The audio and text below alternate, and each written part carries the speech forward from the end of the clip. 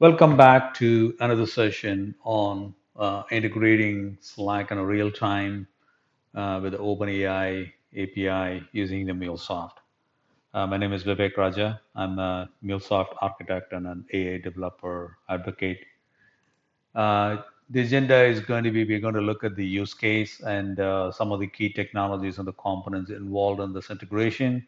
And then we're going to look at the integration architecture at a very high level and what are the implementation steps that are involved and what are the key benefits and the use case that it can carry to and some of the challenge considerations and question and answer.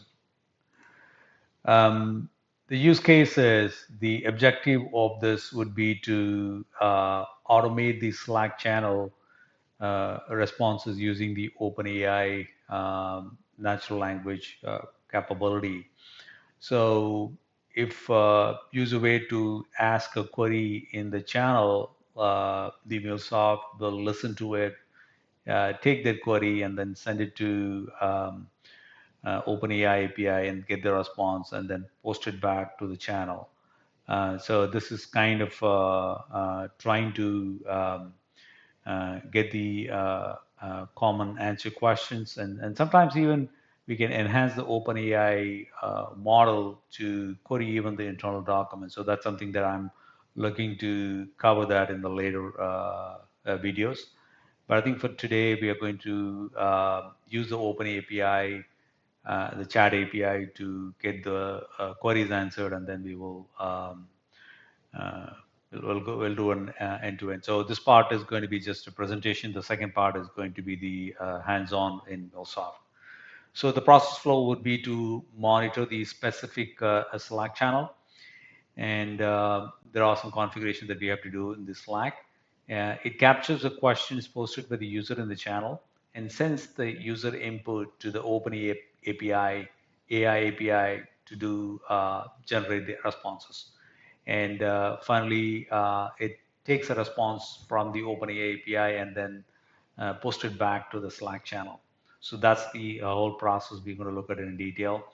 And some of the business value, it reduces response time. It provides AI-generated response quickly instead of going to different places to do those queries and all that. In one place, user can sit and in a Slack channel, he can get that answer right away. It really minimizes the time and very increases the productivity. Some of the key technologies and the components involved, we're going to use MuleSoft Anypoint Studio for building the integration. Then we're going to use a Slack to monitor and post a message. We're going to use that Slack API connector and OpenAI API. So this is to process the user query and generate the response. And then MuleSoft has a lot of connectors. It has a connector for Slack. It has a connector for HTTP. We're going to use that. And security header. When you call the OpenAI API, we want to make sure that we are securely connecting. We're using the API key. We'll pass that in the header to invoke the OpenAI API. So these are the components that we're going to look at in the next part of the video when we do the hands-on. So just to give you an integration architecture diagram, this is how it's going to look like. So the first one is a Slack connector. It listens to any new message from the channel. Then we go and set that into a variable. Then we create a payload for the Open API. So Open API would need a particular format. The request payload should be in a particular format. Then we call the OpenAI API. And then again, we set the variable with a response from the Open API. So Open API will give you a response payload. We take that payload and then we extract what we want, and then we transform that again to send that to the Slack channel.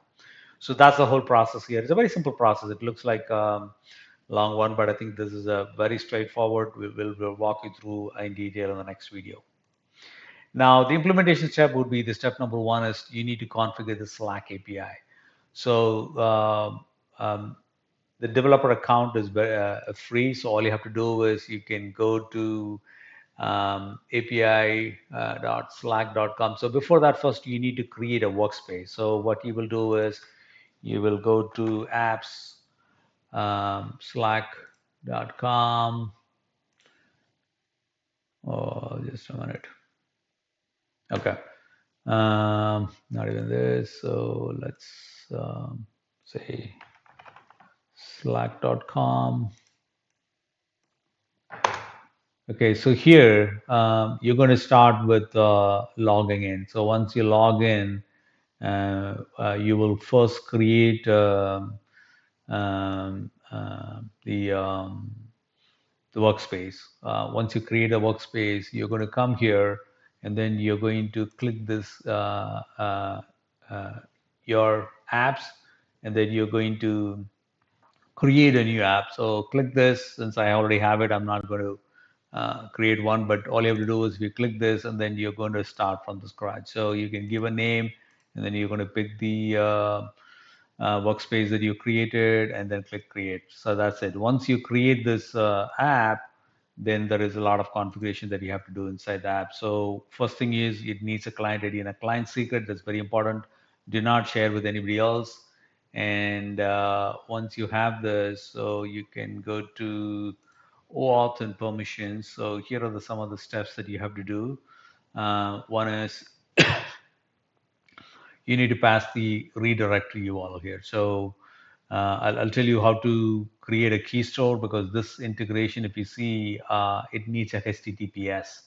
So which means we need to have a key store created. So we'll create a key store file in our MuleSoft thing. So this is something that you have to use. This is only for local. So if it's going to be deployed from Cloud Hub, then you need to have a Cloud Hub URL here. And then the scope. Scope is you need to make sure you have at least three scopes. One is to read, write, and then channel history. Okay. In the same case with user token scope also. Okay. Now, after you do this, I think that's the end of it. And once you have all these things ready, then you have to go here to say localhost um,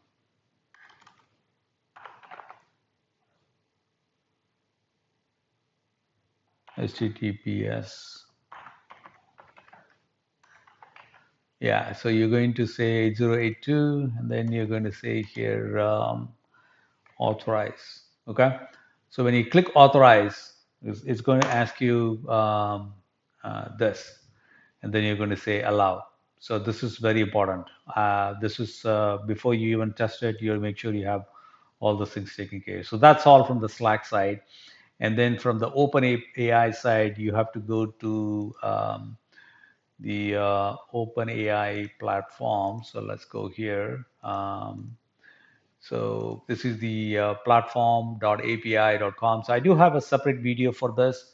If you want to know how to use this API, you can just Google how to integrate OpenAI chat API. So there's a separate video that I have to talk about this in detail. So here basically this is the endpoint that you are going to call to get the response from the OpenAI, and then these are the payload that you have to pass. Okay, so that's all from this. Oh, sorry, this is embedding. So you need to go to chat. Okay, so this is where you need to be here. So you look at the document, get all those things. Once you have these things, another important thing is you need to have the key. So you need to make sure you generate this key. So this is available only for the first time. When you click the create new secret key, you generate this key. Once you close the screen, you will not be able to go back and get the secret key. So this is the first time. Make sure you store it in a secure place. Okay. So this is about the OpenAI configuration. Let's now move on to the MuleSoft flow. So you're going to start with a Slack listener. This will listen to a particular channel for any activity, and then we will process and transform, and we will call the OpenAI API to get the request. And then we get the request, and then finally we're going to post the response back to Slack. So these are the steps in detail. Some of the benefits are you can see the quick response time to the Slack queries. So Users can sit in one place and then they can get those things answered, and it's a seamless integration. You can see. I mean, it is a pretty straightforward with the MuleSoft integration too, and you get a AA power response, and your model can be enhanced to do a lot of other things, which we can see in the future videos. But these are some of the benefits. So the use case would be to automate the customer support process and internal knowledge base for the employees. So you can have your the AI model to enhance for RAG,